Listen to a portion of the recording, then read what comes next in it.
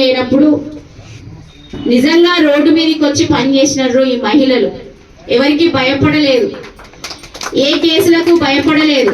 ఒక మహిళా కాంగ్రెస్ అధ్యక్షురాలిగా 18 కేసులు పెట్టి హింసించిన జైల్లో అంటే పోలీస్ స్టేషన్ లో 6 గంటల తర్వాత ఏ మహిళను ఉంచారంటారు. మమ్మల్ని మాత్రం 9-9:30 దాకా ఉంచేటోళ్ళు బీఆర్ఎస్ గవర్నమెంట్ లో. అంటే ఎంత అరాచకంలో మేము పని చేసినాం, కాంగ్రెస్ జెండా పట్టుకొని తిరిగినాము అనేది మీరు ఒకసారి అర్థం చేసుకోవాలి. కానీ ఈ రోజు అట్లా ఉన్నదా అని అంటే మన గుండె మీద మనం చేసుకొని చెప్పాలి. నేను ఇట్లా అంటున్నానని వేరేలాగా అనుకోవద్దు, అన్నలైనా అక్కలైనా. కాంగ్రెస్ పార్టీ మనకి పదవులు ఇచ్చింది షోకేస్ లో బొమ్మలాగా కూర్చోడానికో లేకపోతే నాయకులు వచ్చినప్పుడు సలాం కొట్టడానికో కాదు. పదవులు మనం ఎంత కష్టపడితే వచ్చినాయో ఆ పదవులకు గుర్తింపు కూడా మనము అన్ననే చేసుకోవాలి, జనాలలోకి పోవాలి.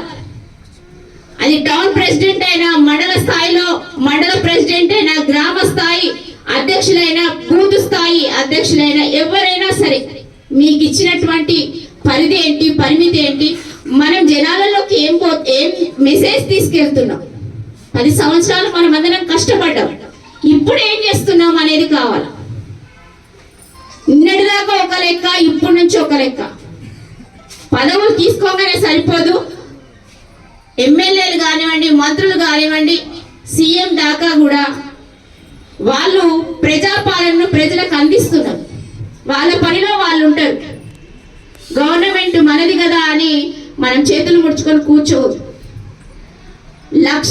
వేల లక్షల కోట్లు ప్రజలకు మనం పథకాల రూపంలో ఇస్తా ఉన్నాం. ఎన్ని ప్రజల కోసం ప్రజాపాలన అందిస్తా ఉన్నాం. మా పథకాలన్నీ కూడా ప్రజల్లోకి ఎవరు తీసుకెళ్ళాలి? కార్యకర్తల్లా మనం తీసుకెళ్ళాలి.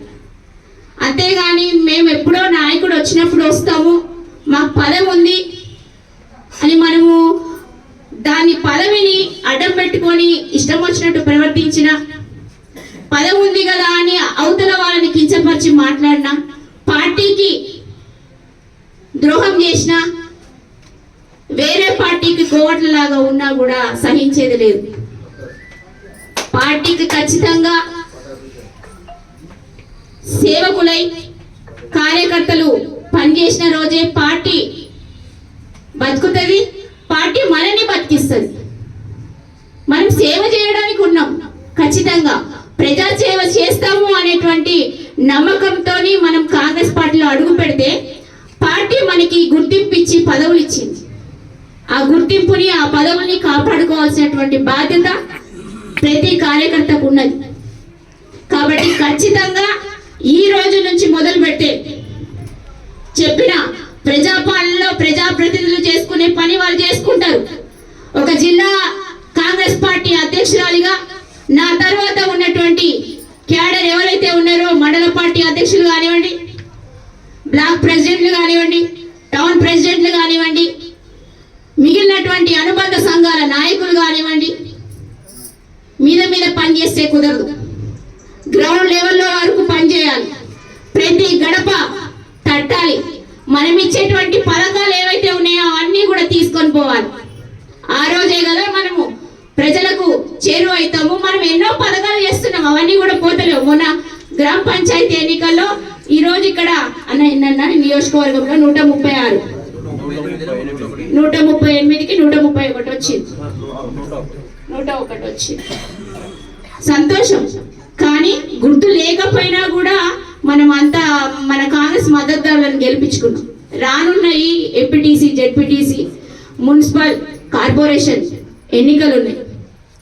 ఈ ఎన్నికలను మనము సాదాసీదాగా తీసుకోకుండా మనం ప్రజలకు ఏం చేసినాం ఈ 2 సంవత్సరాల కాలంలో అనేది ఆల్రెడీ మనకు ప్రజలు మన పాలనను మెచ్చి సర్పంచులను గెలిపించుకున్నారు. కాబట్టి ఆ ప్రజల నమ్మకాన్ని మనం ఒమ్ము చేయొద్దు అంటే ఇటు సర్పంచులు పనిచేయాలా, ఇటు పార్టీ పదవి ఇచ్చినటువంటి కార్యకర్తలు కూడా పనిచేయాలి. ప్రతి అనుబంధ సంఘం, ఈ రోజు అనుబంధ సంఘాలు వచ్చినాయో లేదో నాకు తెలియదు, మరి గ్రామ స్థాయిలో కూడా అనుబంధ సంఘాలు, ఒక జిల్లా యూత్ కాంగ్రెస్ కానివ్వండి, ఎన్ఎస్యుఐ కానివ్వండి, సేవాదల్ కానివ్వండి, మహిళా కాంగ్రెస్ కానివ్వండి, బీసీ సెల్, ఎస్సీ సెల్, మైనార్టీకి కిసాన్ సెల్ కి సంబంధించినటువంటి అందరూ కూడా వాళ్ళ వాళ్ళ పరిధిలో మండల స్థాయి నుంచి బూత్ స్థాయి వరకు గ్రామ కమిటీలు అన్నీ కూడా వేసుకోవాలి. మండల అధ్యక్షులకు కూడా బాధ్యత ఉన్నది. ప్రతి ఒక్క కమిటీ కనిపించాలి. అంటే మన కాంగ్రెస్ పార్టీ బలోపేతానికి ప్రతి ఒక్కరు కూడా కృషి చేయాలి. కృషి చేసేటట్టు మన పిసిసి ప్రెసిడెంట్ గారు కూడా చర్యలు తీసుకుంటున్నారు. ఏఐసిసి కూడా కాంగ్రెస్ పార్టీని బలోపేతం చేయమని చెప్తున్నారు. కాబట్టి ఆల్రెడీ ప్రజల్లో ఉంది, అధికారంలో ఉన్నాం మనం. కాబట్టి అన్ని పథకాలతో పాటు ప్రజల సమస్యలను కూడా తీర్చడంలో మనం ముందు ఉండాలి. ఇదే విధంగా ఇంకొకటి, ఒక రేపు జరిగేటువంటి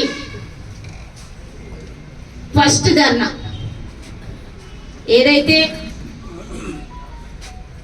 ఈ దేశంలో పుట్టినటువంటి నిరుపేద కుటుంబాలు ఏవైతే ఉన్నాయో, తినడానికి తిండి లేక ఆహారం దొరకకపోతే వలసపోయేటువంటి పరిస్థితి వస్తుంది.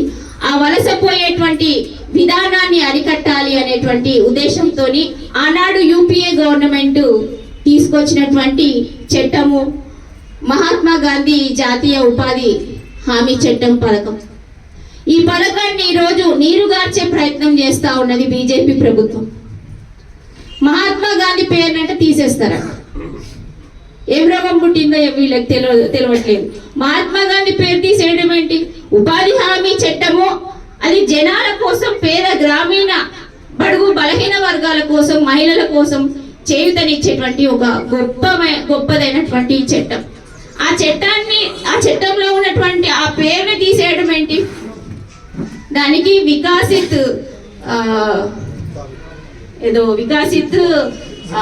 రామ్ అని పేరు పెడతాము అని అంటున్నారు. రామ్ అనేది 1930లోనే రఘుపతి రాఘవ రాజారాం అనేది గాంధీ మహాత్ముడే చెప్పిండు, ఆయన నోటితోనే చెప్పిండు. శ్రీరామ్ ఆయన చేసే ప్రతి కార్యక్రమం శ్రీరాముడు పేరుతోనే చేసిండు అనేది మనకు అప్పుడే అర్థమైంది కదా. మళ్ళీ వీళ్ళు మహాత్మా గాంధీ పేరు తీసేసి వేరే కొత్త పేరు పెట్టడం ఏంటి? కొత్త పథకాన్ని తీసుకొస్తే సంతోషిస్తాం. ఈ పేరును తీసేయడము అనేది మా కాంగ్రెస్ పార్టీగా మేము ఖండిస్తున్నాం. కాబట్టి ఏఐసిసి నుంచి పిసిసి ఆదేశానుసారం ఇచ్చినటువంటి ఆదేశాలను ఈ భద్రాద్రి కొత్తగూడెం జిల్లాలో ప్రతి మండలంలో, మండల కేంద్రాలలో నూతనంగా గెలిచినటువంటి సర్పంచులు, వార్డు మెంబర్లతో పాటు మండల అధ్యక్షులు, వారికి సంబంధించిన కమిటీ, అనుబంధ సంఘాల కమిటీ మొత్తము కూడా గాంధీ మహాత్ముని విగ్రహం వద్ద గాంధీ మహాత్ముని యొక్క ఫోటోలు పెట్టుకొని నిరసన వ్యక్తం చేయాలి అనేది సూచిస్తున్నాను. అదేవిధంగా రేపు రానున్నటువంటి రోజుల్లో కాంగ్రెస్ పార్టీ విధి విధానాలు ఏంటి అని చెప్పడానికి ఏఐసిసి నుంచి మనకు 23, 24 తారీఖు ఇన్ఛార్జి గారు విశ్వనాథ్ గారు వస్తున్నారు. దాని గురించి ఇందాక కాల్ చేయడం జరిగింది. అది కూడా కార్యకర్తలు పరిగణనలోకి తీసుకోవాలి. 23, 24 డేట్లలో మన ఇన్ఛార్జ్ ఏఐసిసి నుంచి వచ్చినటువంటి సెక్రటరీ గారు అందుబాటులో ఉంటారు, విశ్వనాథ్ గారు.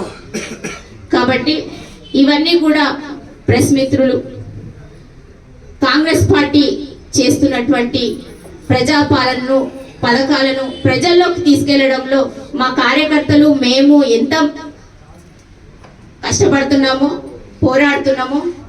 మా రేవంత్ అన్న సర్కార్లో ప్రజాపాలన, ప్రజారంజకంగా పాలిస్తున్నటువంటి పథకాలు మున్ముందు కూడా ఇంకా ప్రజా శ్రేయస్ కోసం తీసుకొచ్చేటువంటి పథకాలు ఏవైతే ఉన్నాయో అవన్నీ కూడా మీ ద్వారా ప్రజలకు అందిస్తే బాగుంటది అనేది మా కోరిక అన్న. అంతేనా? ఫస్ట్ రోజు వచ్చిన